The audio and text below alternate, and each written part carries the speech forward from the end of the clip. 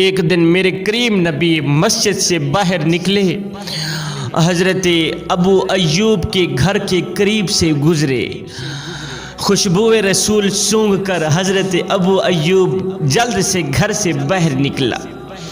جب باہر نکلا کیا دیکھتا ہے کہ محبوب خدا جا رہے ہیں، دوڑ کر گیا حضور کی قدموں پہ جا گرا، قدم چومنے لگا، عرض کی حضور بندہ نواز چند لمحوں کے لیے مجھے بھی خدمت کا شرف بخش دیں، چند لمحوں کے لیے آپ میرے گھر میں آ جائیں تو ایک بار پھر سے گھر میں رونق بحال کر دیں۔ اللہ اکبر۔ میرے کریم نبی نے فرمایا ابو ایوب تیری مرضی ہے۔ خیر ابو ایوب میرے کریم نبی کو اپنے گھر میں لے کے گیا، چٹائی بچھائی، ایک بکری ذبح کی، اپنے گھر والوں کو دی کہ جلد سے کھانا تیار کیا جائے، کائنات کا نبی ایک بار پھر سے میرے گھر میں تشریف لے آیا ہے، جلد سے کھانا تیار کیا جائے۔ ابو ایوب نے دیکھا کہ میرے نبی کے چہرے پر بھوک کے آثار نظر آ رہے ہیں، بھوک کے آثار نمودار ہو رہے ہیں۔ ابو ایوب فرماتے ہیں مجھے ایسا لگا کہ 3 دنوں سے کملی والے آقا نے کچھ کھایا ہی نہیں، میرے کریم نبی 3 دنوں کے بھوکے، مجھے اس طرح کا لگ رہا تھا۔ کہتا ہے میں دوڑ کے گیا میں کہیں سے کھجوروں کا ایک خوشہ لے کے آیا، آ کر حضور کی خدمت میں پیش کیا، حضور آپ یہ تناول فرمائیں، کھانا پکنے میں تھوڑی دیر ہو جائے گی، اتنے میں آپ تھوڑا سا یہ تناول فرما لیں۔ خیر میرے کریم نبی کھجوریں کھانے لگے، تھوڑی دیر کے بعد کھانا بھی لگ گیا دسترخوان پہ۔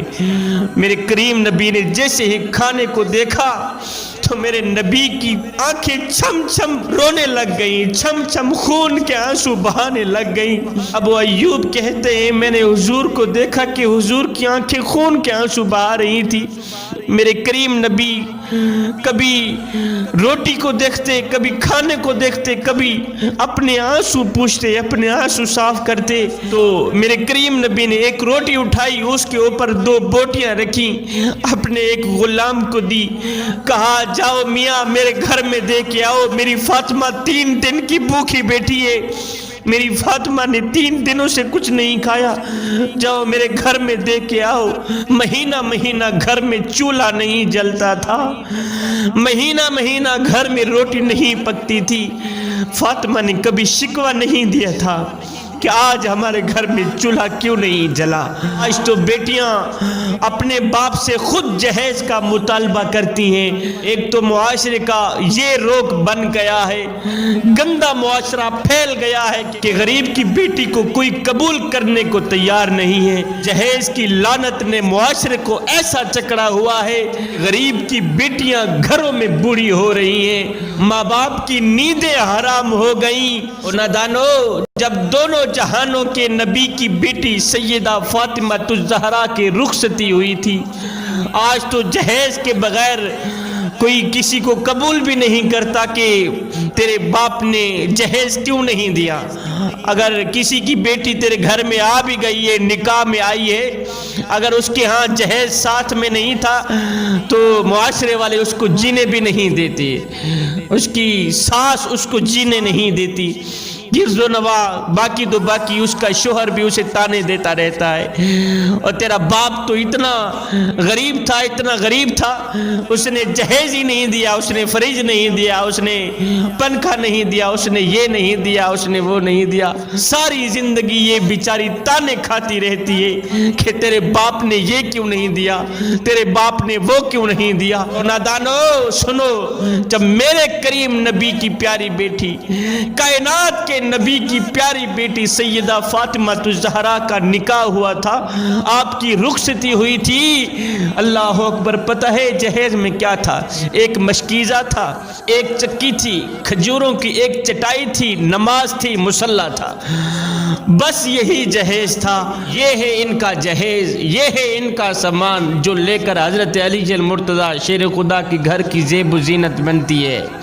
اور وہاں جا کر چکی پیس پیس کر اپنا گزارا چلا رہی ہے. کبھی کوئی شکوہ نہیں کیا, گھر میں روٹی نہیں ہے کوئی بات نہیں, گھر میں پانی نہیں ہے کوئی بات نہیں. اللہ کو کبھی یہ نہیں کہا ہے باری تعالیٰ آج میرے گھر میں چولہا نہیں جلا, کیوں نہیں جلا, کبھی بھی شکوہ نہیں دیا. سیدہ فاطمہ الزہرا نے چکی پیس پیس کر ہاتھوں میں ورم پڑ گئے, ہاتھوں میں نشان پڑ گئے, ہاتھوں میں چھالے پڑ گئے. چکی پیس پیس کر سارا دن چکی پیستی ہے, سارا دن کام کرتی ہے. جب سورج غروب ہوتا ہے, رات چڑھتی ہے, اس وقت مصلی بچھا لیتی ہے, مصلی میں بیٹھ جاتی ہے. سارا دن چکی پیستے پیستے گزر گیا, ساری رات اللہ کی عبادت میں گزر گئی, ساری رات اللہ کی بندگی